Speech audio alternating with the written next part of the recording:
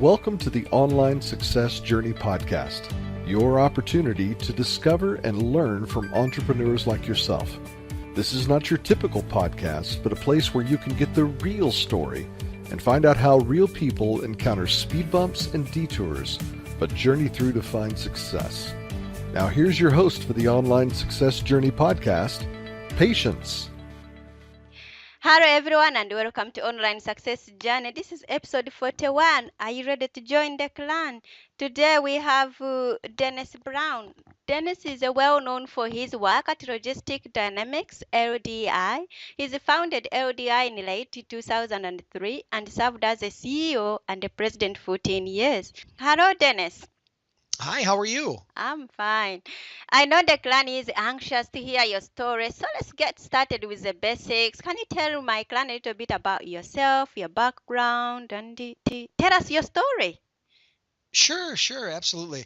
Well, I don't know how long you have, but I'll give you the elevator version of it. I've been I live here in the States. I live in Buffalo, New York, lifelong resident here, and I've been an entrepreneur for over 20 years. I've been involved in a variety of different businesses, and we've been very, very blessed. I've built 3 multi-million-dollar companies in 3 different industries, and so that's kind of interesting because it gives me kind of the term I hear all the time is kind of a serial entrepreneur. I didn't just start one business. I've started a lot of businesses. Some of them have been successful, some of them not so successful. That entrepreneurial journey has been very interesting over the last 20 years. I like to tell everybody the first 10 years of being an entrepreneur, I got bucked off the horse. And the second 10 years, I learned how to ride the horse. And so, it like you'll hear from a lot of different people, not every business venture that you set up is successful. But if you continue, with persistence and grit and determination, that's find one that's successful. I'm probably one of the businesses that I'm probably best known for is more of a traditional brick and mortar business. It was actually a third party logistics company. And that's just a company that we do freight management. We were very fortunate. I was in a high growth situation between 2003 and 2013. I grew that business from startup to over $47 million in sales. And we did no acquisitions. It was all organic growth. So that was a really great experience. I retired from that business a couple of years ago. And I now have some online businesses, but I also do something that's interesting. I do LinkedIn consulting. So what I do is during the time of developing that logistics company, I had developed a LinkedIn marketing system that I had taught my team, my business development people, my sales people, everybody in my company. I had taught them how to leverage LinkedIn to move away from cold calling, the old form of cold calling that we used to do. And we were very fortunate. We generated over $20 million in new business just using LinkedIn as a lead generation and a networking tool. And so after I retired from that business, I had a lot of people asking me what I was doing, and thus spawned my consulting business. So now what I do is I consult with business owners, executives, and sales teams all over the world. And I teach them my LinkedIn marketing system so that they can start moving away from cold calling, so they can start leveraging social selling and LinkedIn to get more leads, more customers, and more profit. So that's the elevator version. I hope that helps fill in the blanks. Wow, okay. That's a great background. So now you've been in business for 20 years, you've been successful. Did you ever have any setbacks, any failures while you are in your businesses? Yes, absolutely. Plenty of setbacks. When I after graduating from college here in the States, I was kind of torn. Was I going to go to law school and or was I going to, go out and get a job into the real world and start paying all my debt and, and doing the things that I needed to do. So I decided to get a job. And after working for somebody for about a year and a half, even though I did well, I realized at that point I had gotten the entrepreneurial bug. So I started my first business. And we really didn't make any money. It never became profitable. I did that business for about 6 or 8 months, and it just wasn't what I wanted to do. Long term, there may have been some opportunity there. Some other people had made money doing it. And then I moved into a variety of different things. I've done everything from, traditional brick and mortar business. That first business was a liquidation business. I used to buy goods that were, that retailers and merchants were trying to liquidate, last year's model of different goods and buy them at a low cost and then liquidate them. And while we did okay in that, it just wasn't something I was interested in. So I mean, throughout my journey, I've had a lot of ups and downs. I had a variety of different businesses. I'd say a big setback that I had, one that's, probably most prominent, and the one that is probably uh, hardest to talk about Mhm. is, in 1998, I was a co-founder and a partner in a tech startup during the dot-com era here in the U.S. There was a big dot-com bubble, and in '98 we started a tech company that we started growing very rapidly, and we were doing very well. And then in 2001, everybody knows what happened when 9/11 hit. Well, 3 weeks before 9/11, happened here in the States, we had a round of financing that was supposed to take place. And as happens typically with financing, a lot of times they get put off or delayed. And unfortunately, because of 9/11, ours was delayed permanently. Now, obviously, that wasn't, nearly as catastrophic as the loss of life and all the things that happened here in the States. But for me, you know, it literally almost spiraled me into bankruptcy, because at that point the business started falling apart. We couldn't meet, our payroll and our expenses. And, and so, I drove and flew and did everything I possibly could everywhere I could for 6 months after that, trying to rekindle that. But the markets had dried up, and unfortunately I had to close that business. And the hardest part about that was, having to let people go, and families that, were relying on us to help them. And it was a very difficult experience, especially when you look back on the fact that we had opportunities to sell that business prior to that, and we didn't sell it. We had significant offers to sell that business, and we were just I Oh, guess we were just too caught up in the whole dot-com bubble, and passed on those opportunities. And then, so I was a great learning experience. I learned a lot, but it was a very difficult experience for me. wow. Okay. Well, now you've been in business for 20 years and all those hard learning lessons you got from there. What do you think is the reason for your success? There's, I like to say there's a lot of things that go into being successful. Timing is important. I think, obviously a little bit of luck is important. I think being a student and learning from your mistakes is important. But I think probably the thing that is most responsible for helping me get from those failures to where I am now is persistence. I have a very high tolerance for pain and rejection. And so, knowing when you go in as an entrepreneur that you're going to have small setbacks, you're going to have major setbacks, but you have to persist. You have to get through that. And, you have to get you have to get comfortable with failing. And some of those, again, that's just part of the process. So I'd say persistence and grit would be probably the trait that I have that has probably helped me to get through those early difficult times to the point where we are now, where we're fortunate enough to have been very, very blessed financially. Wow. Okay. In all the networks out there, why LinkedIn? Because we have, well, it's a lot of them there. So why did you pick LinkedIn? Yeah, that's a great question. And I get that question all the time. The reason for me was this: I joined LinkedIn back in 2007, and I joined LinkedIn grudgingly and very quietly, because I was a social media naysayer. I used to laugh at my wife. We even got in arguments about Facebook and different, so in MySpace and all these things, because I just didn't get it. I really didn't get it. I understood marketing. I understood internet marketing. I did not connect the dots on social. It just didn't make sense to me.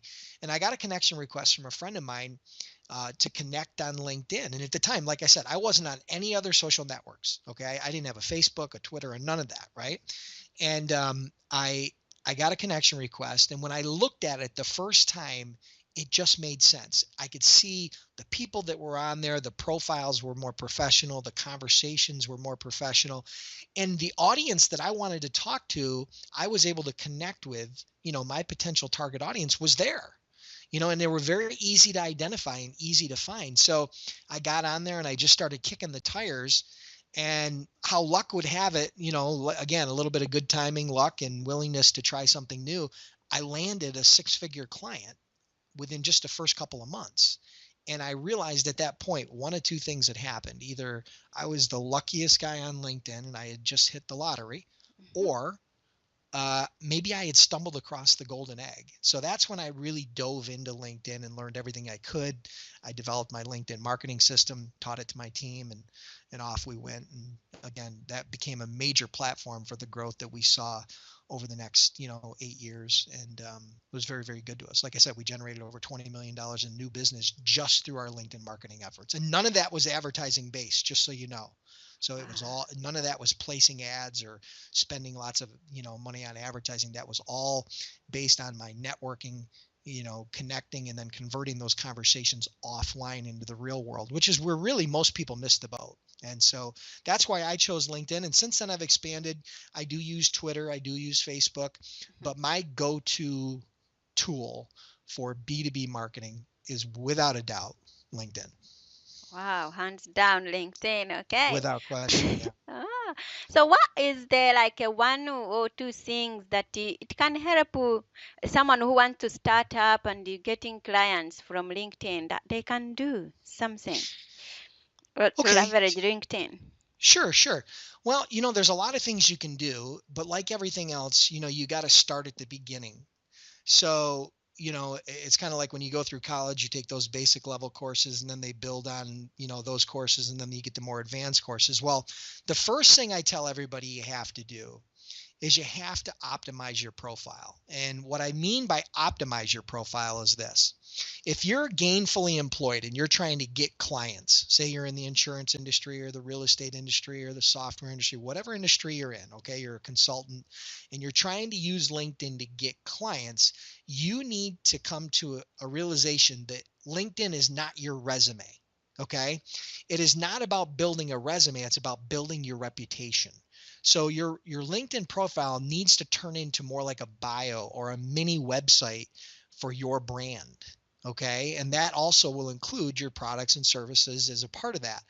So, you have to optimize your profile. And actually, that's the first thing. And I actually have, for the audience, if it's okay, patients, I have a tool that I put together, a free tool that I put together that anybody can download and they can get, and that'll kind of walk them through the steps on how to optimize their profile and start moving in that direction. It's called The 7 Habits of Highly Successful LinkedIn Users. It's a book that I wrote, and they can get that for free. You can put it in the show notes, or they can just go to the website linkedacademy.com. That's www.linkedacademy.com, and they can get it for free. So optimizing your profile is really, really important. And, just to expand on that a little bit, one of the most important two things you can do right away to start moving the needle is number one, you got to have a good picture. You got to have a good picture. Statistically, profiles that have a good picture on LinkedIn are viewed 14 times more than profiles that don't. Okay. And then you also have to realize that the top headline that goes next to your image, that's not a place to put your title. Okay. I don't care if you're the CEO or the VP or the director of this, the director of that, or the chief bottle washer. I don't care what your title is. That's not the place for your title. There are plenty of places in your profile where you can highlight your title, but the headline is not that place. What you need to focus in on that headline is you need to focus in on telling a story, building your reputation, and showing what value you can provide to the market. So when somebody sees that, when somebody lands on your profile, patients, you have about 5 seconds to make a good first impression. And you only get that chance once. Okay. And if your picture is lousy, or you Oh, don't have a picture, or your headline is not compelling, there's a very good likelihood they're just going to click off, because we all have ADD. We don't have time. We're all crunched for time, and we need things in bite-sized pieces, and we like them in the form of images and in bullet pieces. So those would be a couple of tips, to get you started. And then from there, use the book, use that 7 Habits of Highly Successful LinkedIn Users as a kind of little bit of a roadmap. So does that help? Is that kind of the direction you were looking at? That would be the first thing, optimizing your profile. Do you want me to expand on that a little bit, or, yes, some of the other please, steps? Oh, sure. please. Okay, great. So after you optimize your profile, one of the things you're going to want to do is you need to start building your network. Okay. You need to start, if say you're not on LinkedIn right now and you're starting from scratch, LinkedIn has some great tools that will allow you to, add your connections or add your existing network to to your LinkedIn network very quickly. So you want to expand your network. And the reason being there's kind of three chains of thought, right? Well, so one is, you're an open networker, which is someone who will connect with anyone. Okay. They don't care who they are, male, female, from another country, from the same country in the same industry, know them, don't know them, met them, not met them. Okay. That's more of an open networker. Okay. And that's okay because the philosophy behind that is the more first level connections you have, the more second level connections you have, the more group, third level connections you have, and it expands your overall network. So you're going to become more visible to everybody in your network, the more first level connections you have, even if they're not your exact target audience. That's becoming an open networker. A closed networker is someone where all they do is they're focused in on only connecting with people that they actually know, people that they've met at networking events, trade shows, different careers that they've been involved with, customers that they've worked with. And that's okay too. But it very much limits your reach. Okay. Now you will have a much smaller, more intimate audience. And there are, again, some advantage to that. What I do is I'm more of what I would consider to be a value networker. And what I mean by that is this: I'm not necessarily interested in connecting with every single person on the planet. What I'm interested in connecting with is people that I believe can provide value to my network. So I see somebody's profile, say you had sent me a connection request because you had saw a post I had on LinkedIn, or we had a mutual friend. I would look at your profile, very quickly scan it over, and I would see, is this somebody that if I were at a networking event or out socially or at a conference, somebody that I'd want to meet? Even if they're not a potential client, would I want to meet them? Are they interesting? Are they compelling? And if they are, then I connect with them. And if they're not, I may not connect with them. Okay. Ooh. So I'm more of a value networker. All right. That's more my strategy. So I lean more towards being a little bit more open. So you got to expand your network. And then the second thing on expanding your network, what you're going to want to do after you kind of seed that with your existing network, is you're going to want to join some groups. Okay. Groups are super, super powerful on LinkedIn because there are over, I think, there's well over 1 million groups on LinkedIn. Okay. And you can find almost any niche you want. If you want to find pharmaceutical companies, or you want to find IT companies, or you want to find consultants, or you want to find software, whatever you want to find, no matter hospitality, whatever it is, you can find a group that's centered around that. And most of those groups are going to have several thousand members, if not hundreds of thousands of members. And as soon as you join that group, it does two things. Number one, that builds your network because now you're connected to all of the people as a part of that group as a group member. And secondly, you can start gathering sales intelligence about your target audience. So you start listening to some of the conversations that are going on within those groups, and you can garner a lot of information about what your clients want, prospects want, their pains, the things that they're going through.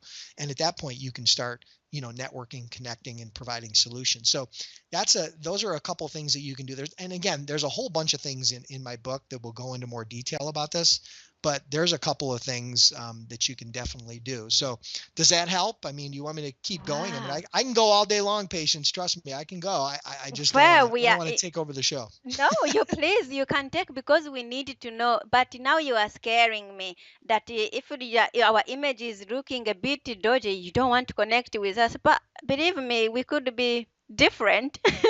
But now you are judging on our image. But do you work with a one-to-one? Do you work with the more advanced business people?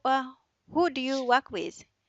Typically the people that I work with are entrepreneurs who have an existing business, or they're sales executives who want to have their team learn and leverage LinkedIn. Okay. So they're typically not startups. Okay. They're not people who are just interested in creating a business idea.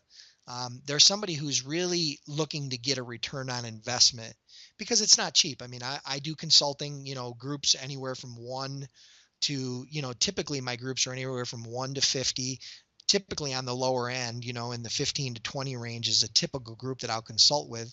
And I do that sometimes via webinar, depending upon where they're located. And sometimes I do that face to face, depending upon the location.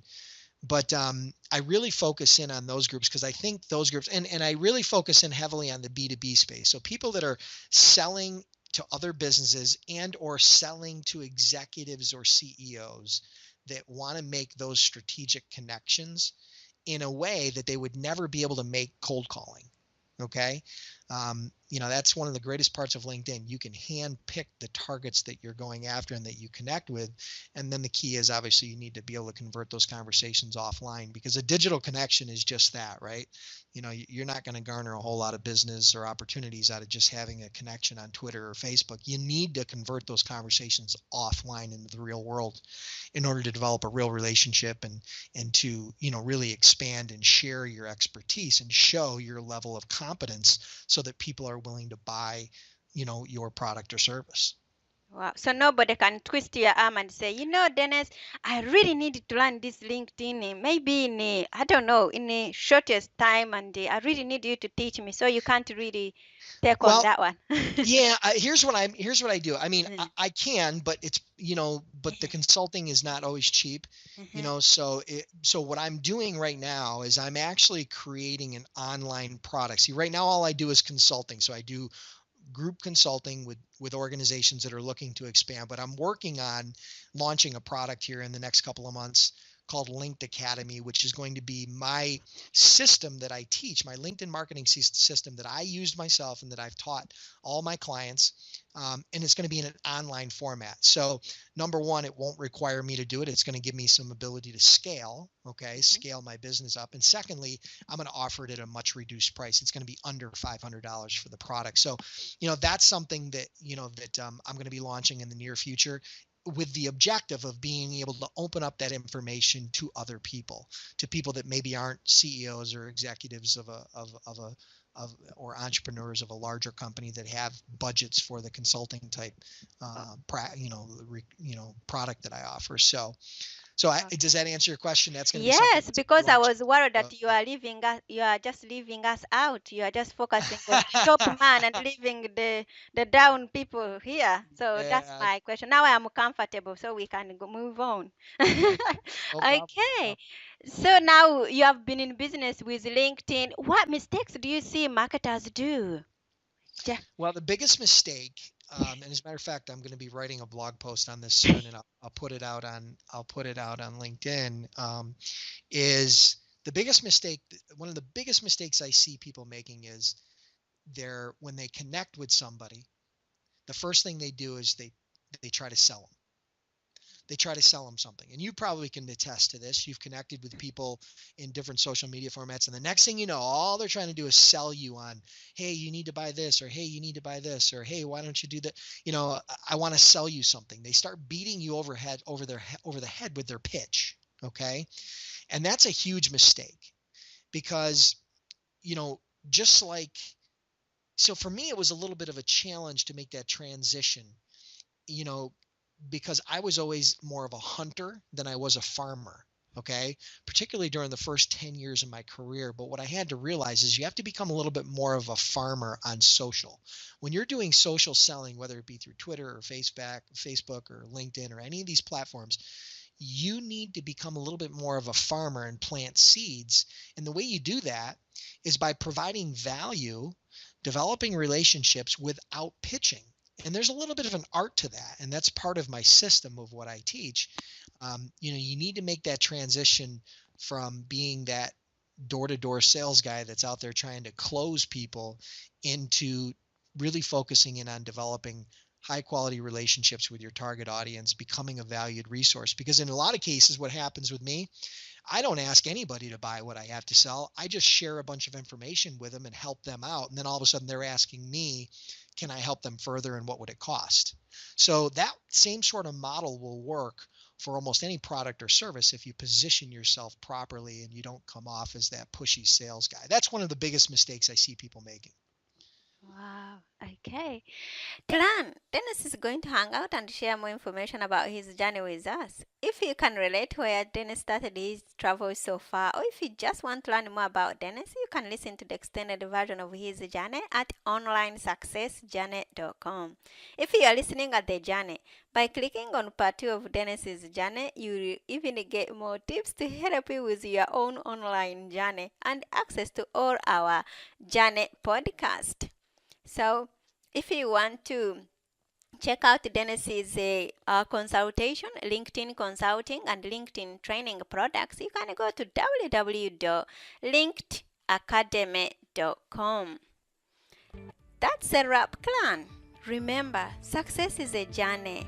Patience and Dennis, join us in part 2 at onlinesuccessjourney.com. This is not the end of the journey. We hope you've enjoyed listening to part 1 and want to be sure you know there is a second part to this and every journey podcast at onlinesuccessjourney.com, filled with even more success tips, uplifting stories, and even a bit of fun. There are dozens of episodes only available to the members of the Online Success Journey clan. Check out the website and click on Join the Clan for more information. Patience would like to thank you for listening to this podcast, and she has a free audio gift for you at her website. Go to onlinesuccessjourney.com for instant access to this gift. Of course, you know that listening to the journeys of others helps each of us chart our own path, so make sure you're subscribed to be notified as each new interview is posted. There are so many ways to stay connected to the Online Success Journey and to listen in. And if you're enjoying the podcast, we appreciate your help in telling others. One of the best ways to share the benefit you get is to rate and review it at Stitcher and other sites by clicking the stars or completing the ratings form, by clicking thumbs up and leaving a comment on YouTube, or liking and sharing the podcast on social media. To review the podcast within iTunes, simply open iTunes to the podcast, click on Ratings and Reviews, then write a review. On behalf of Patience, and until next time, thanks once more for listening. It is our hope that this podcast will guide you on your own online success journey.